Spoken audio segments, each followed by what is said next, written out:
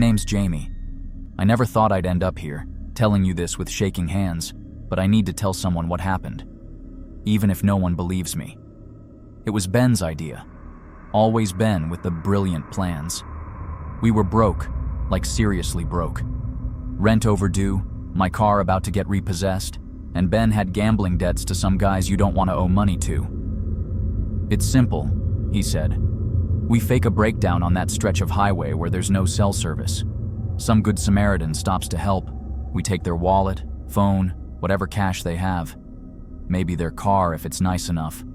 No one gets hurt. I should have said no. I know that now.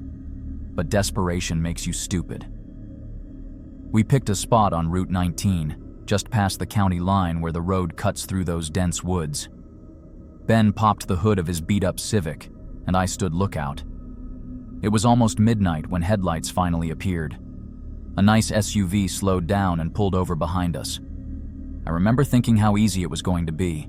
Some rich guy in his fancy car, probably loaded with cash. The driver was younger than I expected, maybe 30, wearing a plain blue work shirt with Mike stitched on the pocket. He smiled as he approached, asking if we needed help. Ben was all charm, explaining how the car just died and we had no signal. Mike offered to take a look. As he leaned over the engine, Ben gave me the signal. I pulled out the knife, just to scare him, that's what Ben said, while Ben grabbed the guy from behind. That's when everything went wrong. Mike wasn't some helpless suburbanite. He reacted instantly, throwing his elbow back into Ben's face. I heard the crack of bone. Ben staggered back, blood pouring from his nose. "Get him!" Ben screamed at me. Mike turned toward me, saw the knife. His eyes changed. I can't explain it properly. One second he looked scared, the next second, something else. He lunged at me before I could even move. We struggled for the knife. I wasn't trying to stab him, I swear to God. I was just trying not to get stabbed myself. But then Ben recovered and grabbed a tire iron from the trunk. He swung it at Mike's head. The sound was good. I'll never forget that sound. Mike dropped instantly. There was blood everywhere. So much blood. Ben hit him again, and again. "Stop!" I screamed, but it was too late. Mike wasn't moving anymore. "What did you do?" I couldn't breathe. This wasn't supposed to happen. "Me? You're the one with the knife." Ben wiped his face, smearing blood across his cheek. "Doesn't matter now. Help me get him in the woods." I couldn't move. This was a man, a person who'd stopped to help us. "We have to call someone," I said. Ben grabbed my shirt, pulled me close. "You call anyone, and I'll tell them this was all your idea. Your knife, your plan. Who do you think they'll believe?" We dragged Mike's body into the woods. My hands wouldn't stop shaking. We took his wallet, his phone, his watch. Ben even took his wedding ring. "Get in his car," Ben ordered. "Follow me." I drove Mike's SUV while Ben took his Civic. We went about 30 miles before Ben pulled into an abandoned quarry. We left Mike's car there after wiping it down. "What about cameras?" I asked. "Traffic cameras, gas stations?" "It's the middle of nowhere," Ben said. "And we're careful from now on. We split up. I'll call you when it's safe." That was 3 days ago. I haven't heard from Ben. I've been hiding in this motel, watching the news. They found Mike's body yesterday afternoon. His name was Michael Townsend. He had a wife, 2 little kids. The police are looking for 2 suspects. They have footage from a gas station camera 5 miles from where we staged the breakdown. It shows Mike stopping for coffee. It shows his SUV passing by 20 minutes later, with me driving it. I can't sleep. Every time I close my eyes, I see Mike's face. I hear that sound the tire iron made. I think Ben's gone, probably halfway across the country by now. But I can't run anymore. I'm turning myself in tomorrow. I didn't mean for any of this to happen, but I was there. I helped. And now a man is dead because he tried to help us. I keep thinking about his kids, how they'll grow up without their dad because of one terrible decision. If you're hearing this, don't make the same mistake I did. There's no such thing as a simple crime. No such thing as no one getting hurt.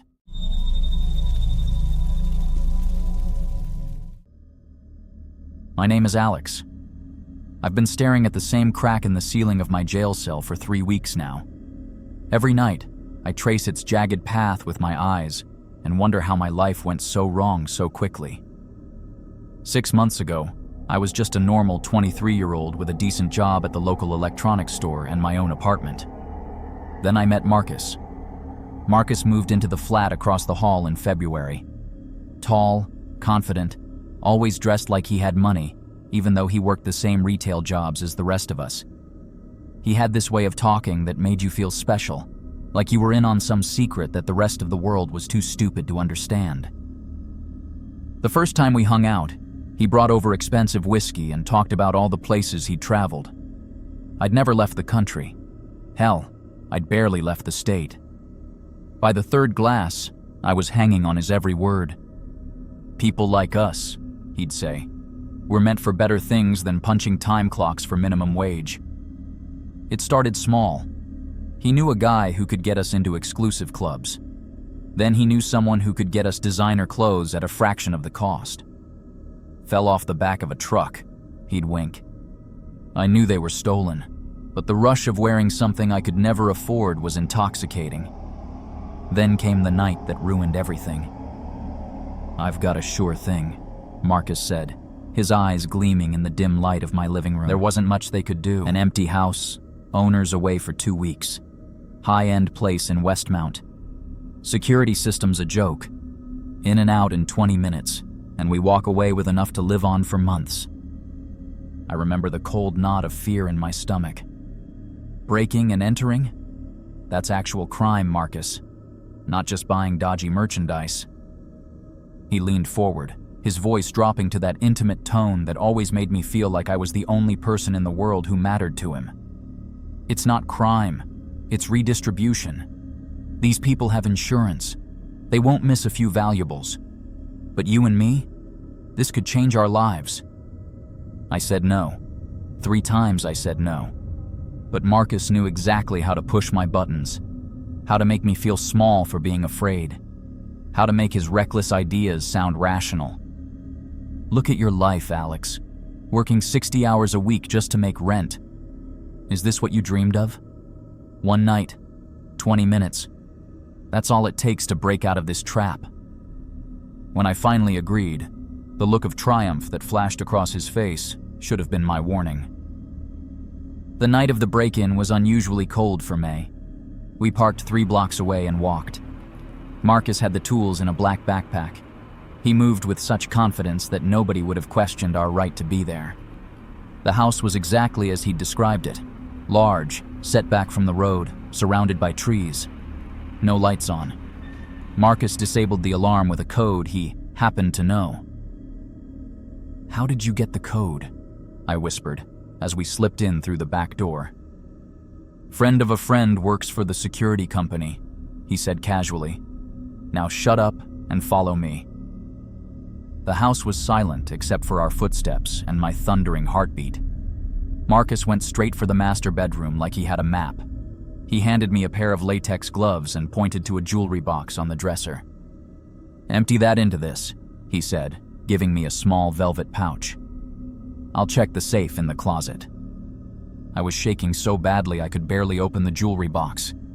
Inside were rings, necklaces, and bracelets that probably cost more than I'd make in 5 years. As I scooped them into the pouch, a photo on the nightstand caught my eye. A family, mom, dad, 2 teenage girls. The reality of what I was doing hit me like a punch to the gut. "Marcus, I can't..." The sound of a car door slamming cut me off. "Shit," Marcus hissed, coming out of the closet with a handful of cash. "Someone's home. Let's go." We made it to the hall when the front door opened. An older man walked in, the same man from the photo, followed by a police officer. "Thanks for coming out, officer. The alarm company called about a potential breach, but I'm sure it's nothing." They saw us before we could move. The officer reached for his gun. "Police," Don't move." What happened next still plays in slow motion in my nightmares. Marcus pulled something from his waistband, a gun I didn't know he had. There was shouting, then a deafening crack that I felt in my bones. The officer went down, clutching his shoulder. The homeowner lunged at Marcus, who shoved him hard. The man's head hit the corner of a marble side table with a sickening thud. "Run!" Marcus screamed, bolting for the back door. I stood frozen, staring at the blood pooling around the homeowner's still form, the officer trying to reach his radio while pressing his other hand to his bleeding shoulder. I could have run. I should have run. But in that moment, I finally saw clearly what Marcus had turned me into. I called 911 myself and waited for the police to arrive. The homeowner survived, thank God. Severe concussion, but he'll recover. The officer too. But Marcus is still out there. They found nothing in his apartment. Fake name, fake references. The whiskey bottles we drank from. Wiped clean of prints. He'd planned it all, used me like a puppet. According to the detective, there had been similar robberies across 3 states, always with a different accomplice who ended up taking the fall. Now I sit here waiting for my trial, charged as an accessory to armed robbery and assault. My lawyer says I might get leniency for staying and calling for help, but I'm still looking at years behind bars. The worst part isn't the cell or the shame or even the fear of what prison will be like. It's knowing that somewhere out there, Marcus is finding another lonely, impressionable fool like me, whispering sweet promises about a better life, grooming his next fall guy, and there's nothing I can do to stop him.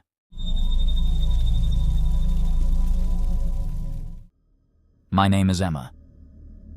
4 months ago, I was a normal university student with decent grades and a quiet life. Then Mia transferred into my psychology program. She stood out immediately, confident, stylish, and inexplicably interested in befriending me. When she chose me as her project partner, I felt special. She was everything I wasn't. Bold, exciting, seemingly fearless. "You've got so much potential," she'd tell me. "You just need to stop playing it safe." The changes were subtle at first. Skipping occasional classes turned into missing entire days. Study sessions became drinking sessions. My longtime friends drifted away as Mia consumed more of my time. My flatmates grew concerned about my new habits, but Mia dismissed them as jealous and controlling. "They want to keep you small," she'd say. "Don't you want to actually live?" 3 months in, Mia suggested we cheat on our midterm exam. When I hesitated, her warmth disappeared instantly. "I thought you were different," she said coldly. Desperate to keep her approval, I agreed. We both got A's, but instead of celebrating, Mia was already planning our next adventure. "My ex's family has a lake house," she said one Friday. "They're away this weekend. We should go enjoy it." I knew she meant breaking in. I tried to object, but by then, Mia had mastered making me feel simultaneously special for being included and pathetic for hesitating. The lake house was remote and luxurious. While I stood nervously by the door, Mia headed straight for the liquor cabinet. After several drinks, she began rifling through drawers, pocketing expensive items. "This silver letter opener must be worth a few hundred," she said, examining a gleaming blade. That's when headlights swept across the windows. Someone was coming up the driveway. "You called someone," Mia accused, her voice dangerously quiet. "I couldn't. There's no signal out here," I stammered.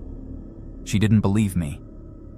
As car doors slammed outside, her expression transformed into something feral. She gripped the letter opener tightly. "If they find us here, I'm done," she whispered. "I'm already on probation." That night ended with police sirens and an ambulance. The homeowners had simply decided to visit unexpectedly. What they hadn't expected was to find 2 intruders, one of whom was willing to do anything to avoid being caught. At Mia's trial, I learned I wasn't her first project. There had been others, students she'd manipulated into increasingly dangerous situations. 2 were in prison serving time for crimes she'd orchestrated. One had died from an overdose at a party she'd arranged. I was lucky to escape with community service and mandatory counseling. The physical scars have healed. Others remain. Sometimes I still hear from people who knew Mia. They show me her letters from prison, where she promises to reconnect when she's released. They always ask, was she really that bad?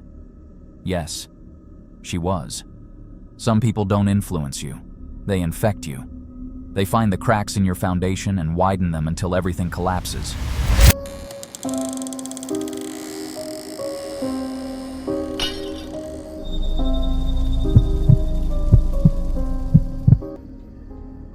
My name is Megan Hayes, and I'm 26 years old. A few years ago, I went through something so disturbing, I still have nightmares about it. It all started when I moved into a new apartment. I had found my roommate, Vanessa, through a classifieds ad. She seemed perfect, friendly, clean, and always so kind. From the moment I moved in, she made me feel welcome. She'd offer to cook dinner, bring me tea when I was stressed, and was always there to listen when I needed to vent about work or life. I thought I had hit the roommate jackpot. But after a couple of weeks, I started feeling sick. It was subtle at first, just a bit of fatigue and dizziness. I brushed it off, thinking I was overworked. But as time went on, it got worse. I was constantly nauseous. My head would spin when I stood up, and I couldn't stay awake for more than a few hours at a time. I went to the doctor multiple times, but they couldn't figure out what was wrong. Every test came back normal, and they told me it was probably just stress. I began to feel like I was losing control of my own body. No matter how much I rested or ate, I only felt weaker. Vanessa was always there, though, with her comforting smile and warm food. She'd tell me I just needed more rest, that she'd take care of everything. It was nice having someone so supportive, but something didn't feel right. Then one night, everything changed. I had gone to bed early, feeling too weak to even eat dinner. But in the middle of the night, I woke up to a noise. It was subtle, like the sound of someone moving quietly in my room. I froze, my heart pounding. My room was dark, but I could make out a figure standing by my dresser. It was Vanessa. She was holding my water bottle, carefully pouring something into it. I didn't know what to think at first. Was she helping me? Maybe giving me some medicine? But why wouldn't she tell me? I sat up, my body trembling. Vanessa, what are you doing? She didn't even flinch. Instead, she calmly turned to me, her face expressionless. You're not well, Megan, she said softly. I've been taking care of you. My stomach twisted. What? What are you putting in my water? Vanessa sighed, like she was talking to a child. Just something to help you rest. You've been so sick and you need to stay here with me where I can look after you. That's when it hit me. I wasn't sick from stress. Vanessa had been poisoning me. I jumped out of bed, my legs barely holding me up, and grabbed my phone. Vanessa didn't try to stop me. She just stood there, watching, with that same eerie calmness. It's antifreeze, she said, almost casually.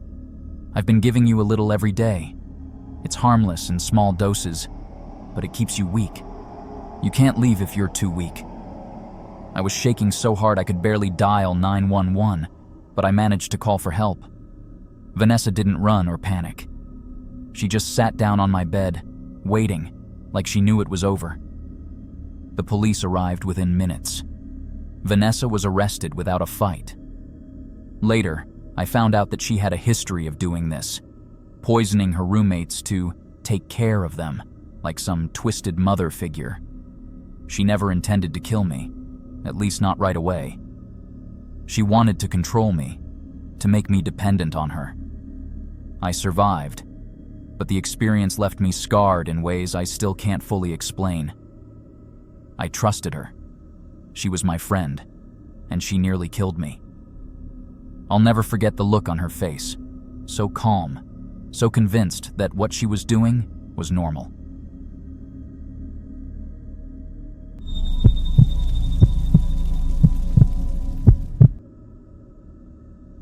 My name is Dylan Graves, and I'm 27 years old. I thought I'd found the perfect roommate in Mason, a quiet, introverted guy who mostly kept to himself. He wasn't the type to throw parties or make noise late at night, which was perfect for me. We shared an apartment downtown, and for the first few weeks, everything was normal. He was polite, cleaned up after himself, and didn't invade my space. But there was one thing about him that always bothered me. He had a room in the apartment that was always locked. I didn't think too much of it at first. When I asked, Mason said it was just a storage room, nothing interesting. But strange noises would come from behind that door sometimes. Soft thuds, muffled voices, and once, I could have sworn I heard someone sobbing. I'd ask him about it, but he'd laugh it off, saying it was probably the pipes or the building settling. Still, I couldn't shake the feeling that something wasn't right. One night, Mason told me he had to work late and wouldn't be back until morning. The thought of that locked door kept gnawing at me. Curiosity got the best of me, and I couldn't resist anymore. I waited until I was sure he was gone, then grabbed a paperclip from my desk and tried to pick the lock. It took longer than I expected, but eventually, I heard the click. The door creaked open, and what I saw inside made my blood run cold. The room was small and dark, lit only by a dim lamp in the corner. The walls were lined with newspaper clippings, each one about different missing people. They covered every inch of the walls. But what terrified me the most were the photographs. Dozens of photos, all of me. There were pictures of me walking to work, sitting on the couch, even sleeping in my own bed. My heart pounded as I realized that Mason had been stalking me. I turned to leave, but Mason was standing in the doorway. I hadn't even heard him come in. He was holding a hammer, his eyes wide with something I can only describe as excitement. "You weren't supposed to see this," he whispered, taking a step closer. My body froze in fear, my mind racing. I didn't know what to do. He lunged at me with the hammer, but I managed to duck just in time. I pushed past him, knocking him off balance, and sprinted for the door. My hands fumbled as I unlocked it, and I could hear him coming after me. I bolted out of the apartment and didn't stop running until I was a block away. I called the police, barely able to speak through the panic. They came quickly, and when they searched the apartment, they found everything: the photos, the clippings, and more disturbing evidence. Mason was arrested, and during questioning, he confessed. He admitted that he had been stalking me for months, planning to make me his final masterpiece. He wanted to kill me, to create some twisted tribute to the people he'd been obsessed with. I'm alive today because I listened to my gut and got out when I did. But the thought of how close I came to being his victim still haunts me every day.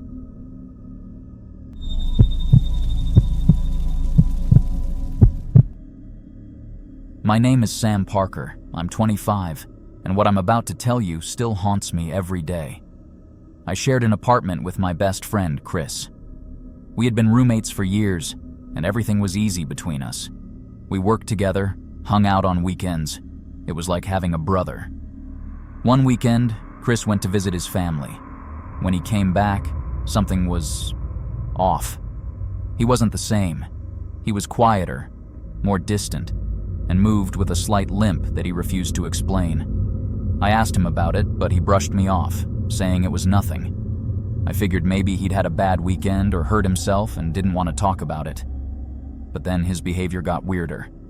He locked his bedroom door, stayed up late pacing, and avoided eye contact. I tried to shrug it off, telling myself I was just overthinking things.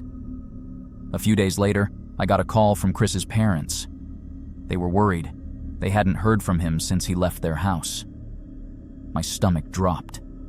I told them he was here, at the apartment, but now everything started to click. Why hadn't Chris been answering their calls? Why had he been acting so strange? When I confronted Chris, his reaction wasn't what I expected. At first, he denied anything was wrong, but I could see the panic in his eyes. Under pressure, he finally broke down and told me the truth. He wasn't Chris. He was Alec, Chris's twin brother. I didn't even know Chris had a twin. Alec admitted that he had killed Chris in a jealous rage, furious over something from their past. After murdering him, Alec decided to take Chris's place, to slip into his life unnoticed. My blood turned cold. Alec had been living with me for days, pretending to be Chris. I had no idea. I was sleeping under the same roof as a killer. I don't know how I managed to keep calm, but I did. I told Alec I needed some air and walked out of the apartment, my hands shaking. As soon as I was outside, I called the police. When they arrived, Alec was gone. The apartment had been wiped clean. Every trace of him, every piece of evidence that could link him to what happened was gone. The police launched a manhunt, but Alec disappeared without a trace.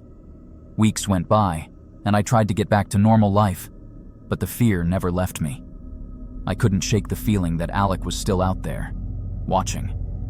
Sometimes I'd get anonymous texts, short messages with no names, just cryptic notes or photos of me taken from a distance. I moved cities. I changed my phone number. But it doesn't matter how far I run. I always feel like Alec is one step behind, waiting to finish what he started. And one day, I know he will.